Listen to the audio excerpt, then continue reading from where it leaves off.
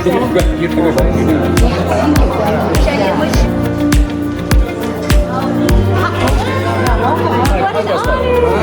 see you. Good to see you. I'm Vanessa. Nice to meet you. I'll be the MC tonight. Oh, it's very nice. Yeah, very impressed. Yeah, really grateful. A radio station. Yeah, I saw you. Oh, Yeah, and she's good friends support you from all of us. Welcome to DC. Just a couple of months. Was it? that's so nice. Oh, very good.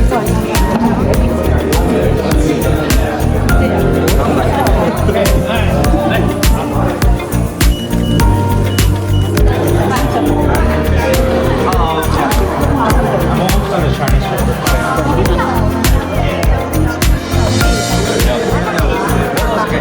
Everybody likes Sophie. Yeah.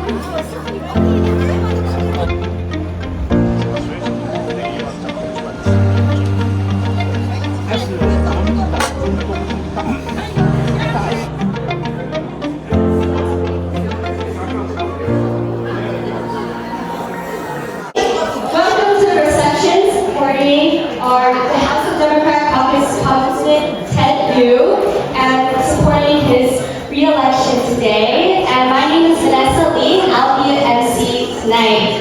First, can we please thank Miss SHIAO-YEN for opening up her home once again. Thank you very much.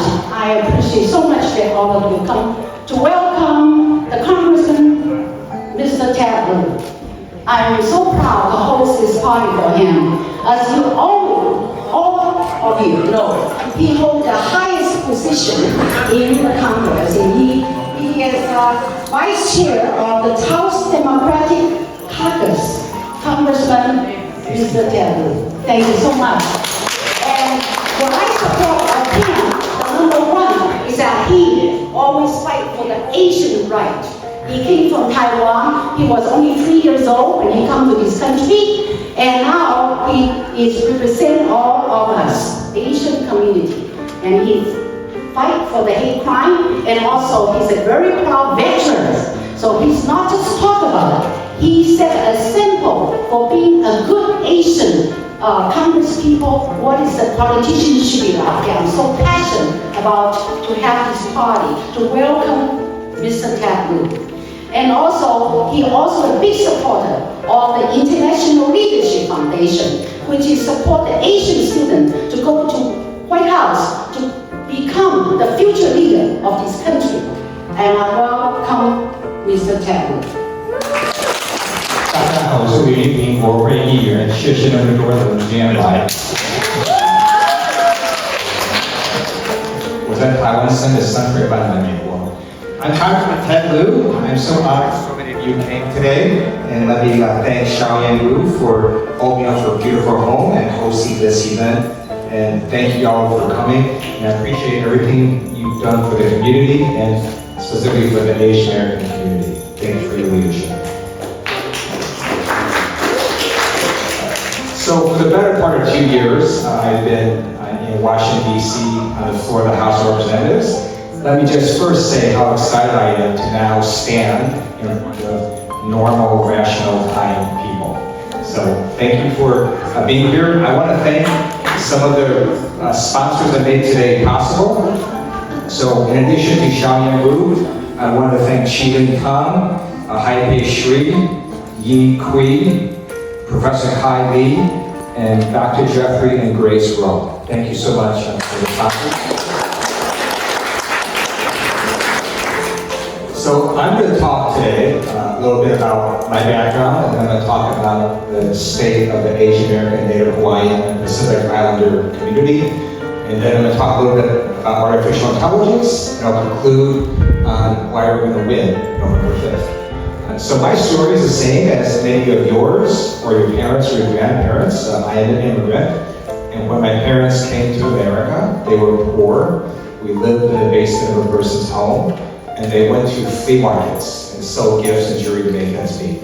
Over many years, they would open a gift and jewelry store in the shopping mall, and my brother and I would help watch that store because they didn't have to pay us.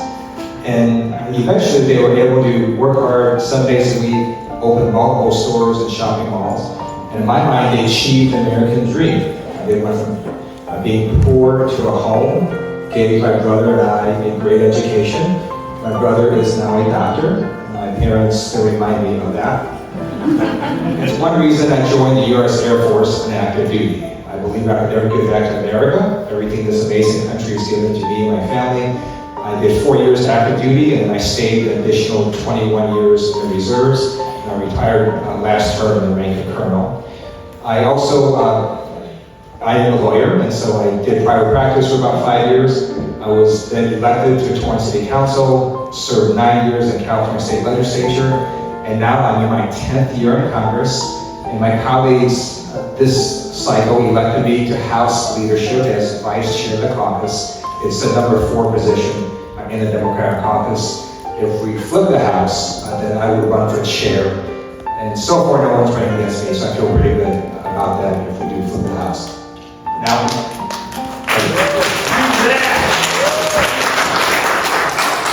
so in terms of the Asian American community, there's both good news and bad news.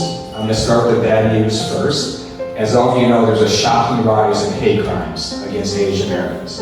339% during the height of the pandemic, and that certainly was egged on by the former president. The former president used racist phrases like Kung Flu. He essentially blamed the pandemic on people that look like me. And then he, even now, repeatedly makes fun of the name of Elaine Chao. So when he mocks Elaine Chao's name, he's not only disrespecting her, he's disrespecting you and your family and the community. Now the good news is the Biden-Harris administration does not do that. In fact, it's exactly the opposite. President Biden has signed 2 executive orders to combat hate crimes. Kamala Harris is a former prosecutor of hate crimes, and Congress on a bipartisan basis passed the COVID-19 Hate Crimes Act that helps state and federal agencies address hate crimes, and now there are less hate crimes against the Asian American community. Part of it's also because the pandemic has gone down as well, but there was also a directed governmental effort to try to reduce hate crimes. In addition, if you look at the population growth of the Asian American community, the community is the fastest rising ethnic group in America. The last 2 U.S. Census reports show that the Asian American community has more than doubled its size since 2000. And it's growing not only in places like Washington and New York and California, but also presidential swing states like Nevada and Arizona and Georgia and North Carolina. If you look at the 2020 election results, there are more Asian American voters in those states than the margin of victory in those states. So both parties now realize Asian Americans have now moved from being marginalized to potentially margin of victory. Both parties are reaching out to Asian Americans, and I think that is a good thing. The other good news that we see is we do see Asian Americans starting to get elected in more positions, appointed in more positions, and in the private sector, we see Asian Americans also getting more and more leadership positions as well. But all of that is still underrepresented compared to the entire population, so there's still some work to be done. So I want to talk a little bit about artificial intelligence, as I'm also a recovering computer science major. So I'm on this task force. I'm a co-chair. I was appointed by Leader Jeffries and Speaker Johnson, and we're working to write a report that's going to talk about what kinds of AI Congress should regulate, and how we might want to go out doing so. I just want to give you 3 things to think about when it comes to AI that are structural, sort of bigger issues.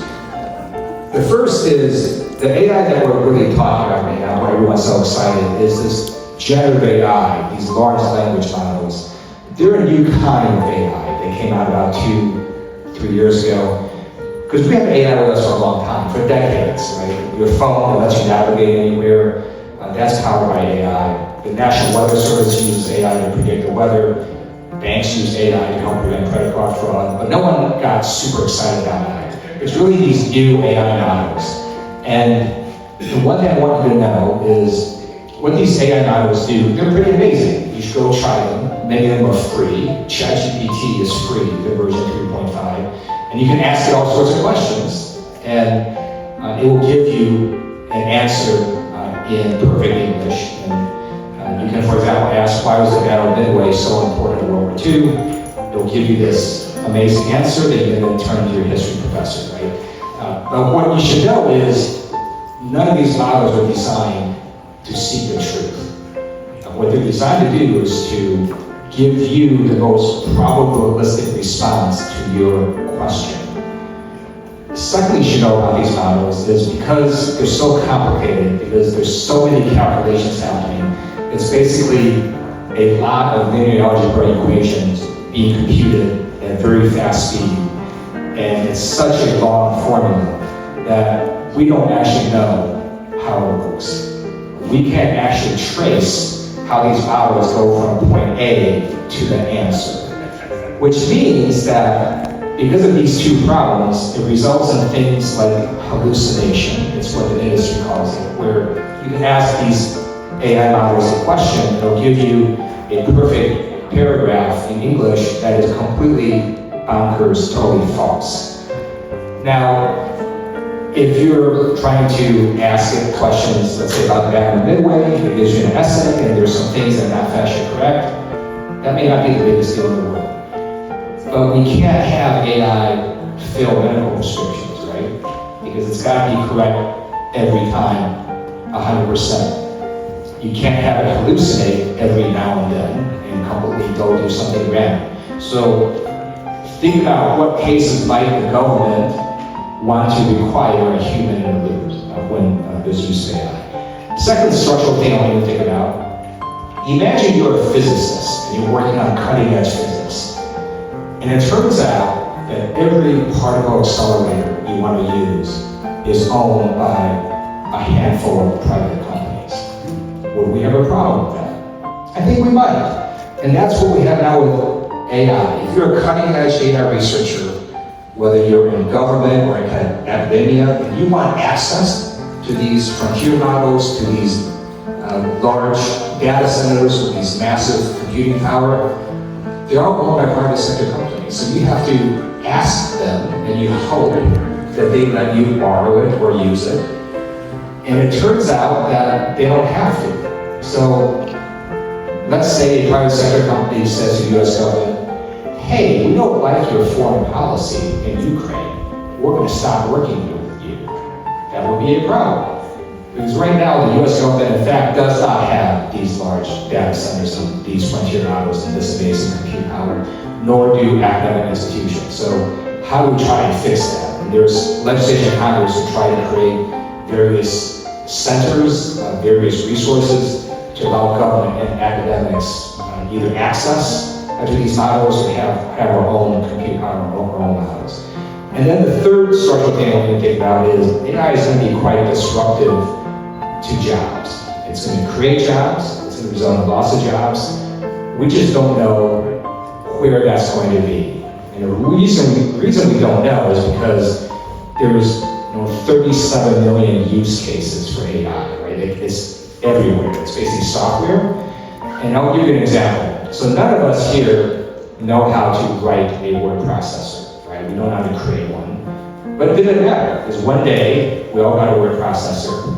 And we're like, wow, it does spell check. It can change fonts really quickly. It can do automatic page numbering.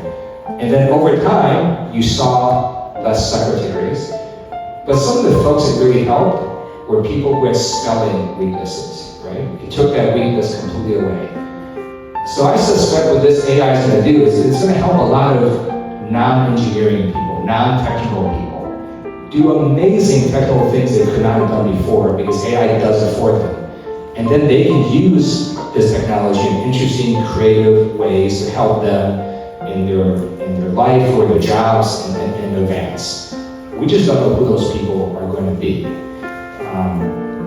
And the best recommendation I can have for all of you is to just try out AI. Most of us, 99% of us, are going to experience AI in the form of a product.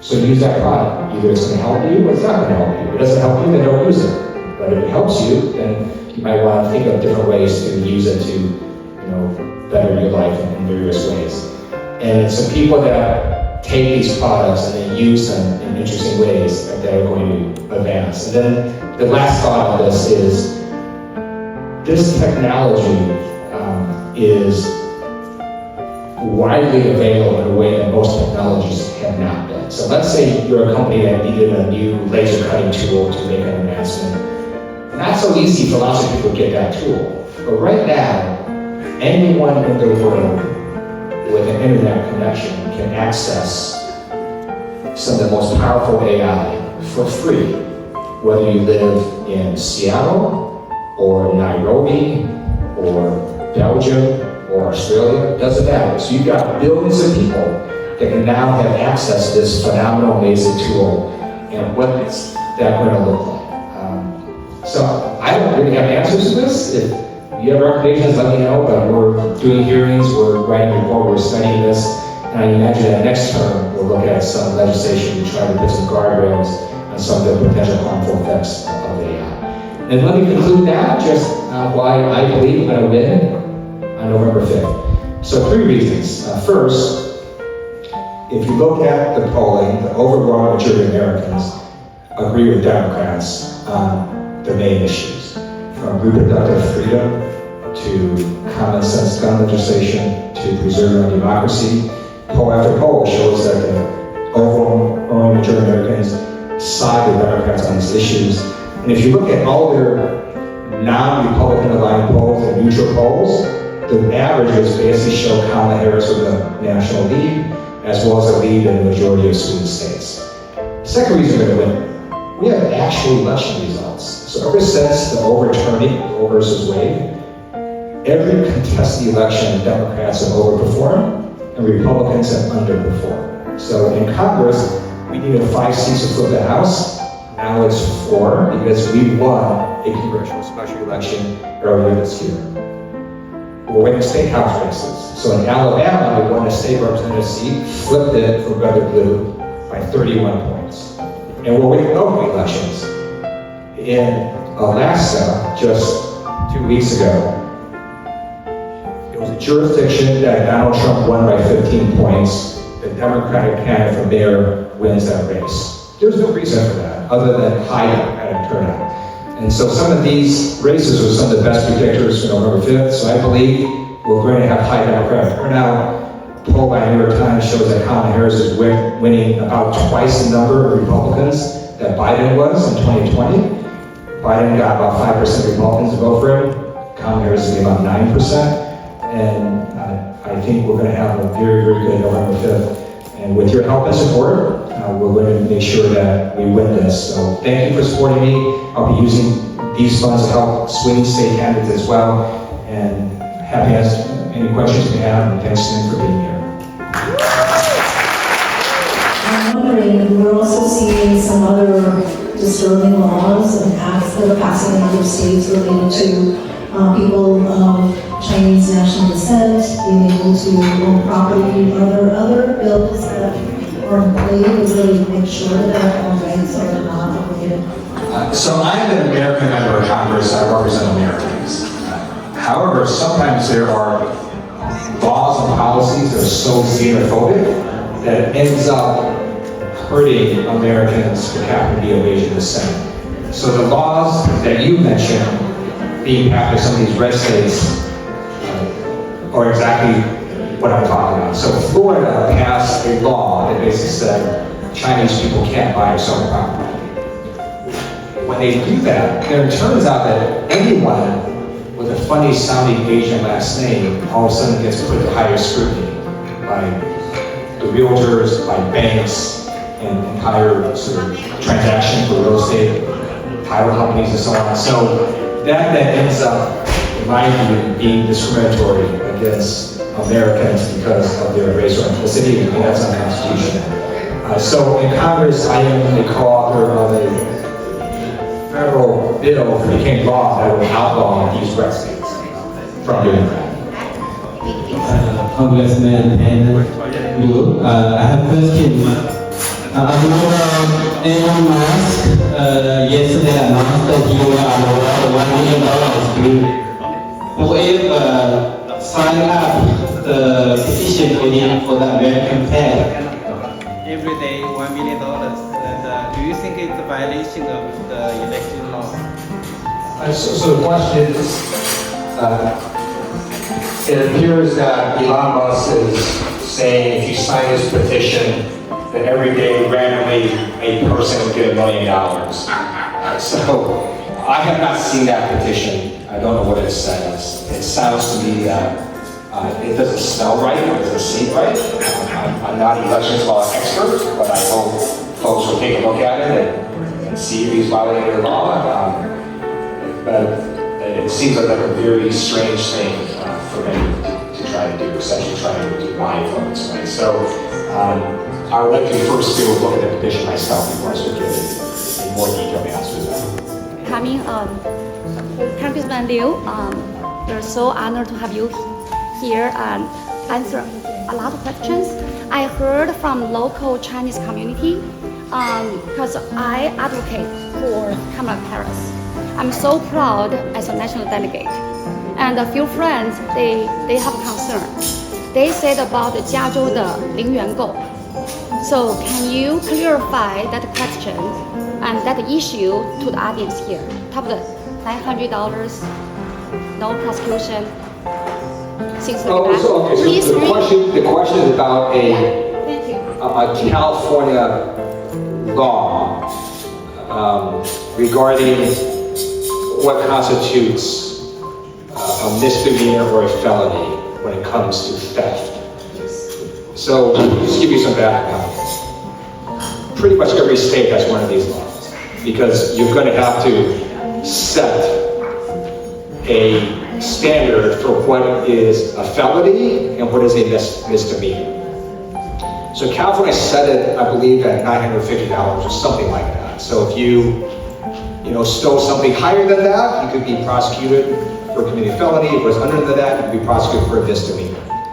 It's simply false that if you stole something under that it was not a violation of the law. It's a violation of law, it's classified as a misdemeanor, you can go to jail for 6 months. Not many people want to go to jail for 6 months. So it is just wrong that you can steal stuff and not get prosecuted. That's just simply a myth. It also turns out, by the way, that Texas has an even higher number. So in Texas, don't quote me on this, this could be something like $1,200 or $1,500. If you steal under that, it's still considered a misdemeanor, right? So why didn't people sort of, get mad at Texas for doing that? Well, I don't know. Maybe because California's a blue state, but literally every state has these laws because you're going to have to make a distinction between what constitutes a felony and what constitutes a misdemeanor. But both are violations of the law. It just means there's a difference of potential jail time. Misdemeanor 6 months, felony is going to be potentially years, however the state law defines it. So that's basically what it is. So I don't know why people think that it's not a violation of the law if you steal under $950. It still is a violation of the criminal law. Thank you for Thank you, Congressman Ted. So I just have a question regarding the next presidential race. Vice President Kamala Harris and President Trump, right? So as a congressman like yourself, representing the Asians, so who you go vote for the next presidential candidate? to help out the Asian communities. I'm going to tell you why I support Kamala Harris, but let me actually first thank Vanessa for doing a great job as MC, so thank you so much for doing that. All right, so as all of you may know, Kamala Harris is Black and Asian. She would be the first Black and Asian president of the United States, as well as the first woman president of the United States. She has a history of understanding all Americans, including the minority communities. She started out as a former prosecutor. She was the statewide Attorney General of California. She was a U.S. Senator, and as Vice President, she has worked a lot to advance the interests of all Americans. If you look at the proposals she's put out, her proposals would result in less of a deficit increase than Donald Trump's proposals. She talks about an opportunity economy to make sure everyone can be a part of America's growing economy. By the way, America has the lowest inflation, highest growth of any G7 country. And she also talks about lowering housing costs, about going after people who price gouge in terms of prices. And so she's very focused on helping folks be involved in this economy and be able to have a good middle-class life. Because his voice is in Congress, he is pushing back against the anti-Asian hate, against these laws that are starting to happen at the state level that targets people of Chinese descent not being able to buy and sell property. And even in his speech today, what I heard him say is, why is somebody that is half Asian and half Black that passed that the $950 in California, that's lower than Texas.